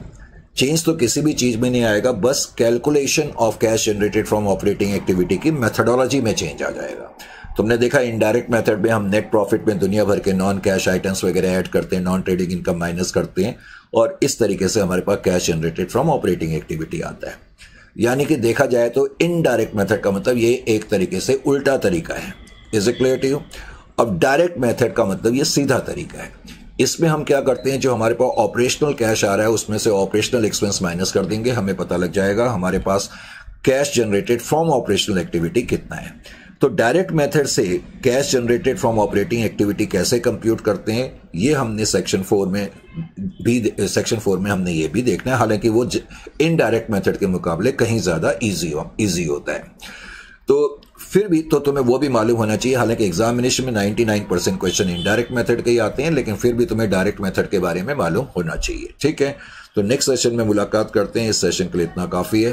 तो नेक्स्ट सेशन में कोशिश भी होगी कि हम इस चैप्टर को फिनिश अप कर लें। ठीक है, मिलते हैं नेक्स्ट सेशन में।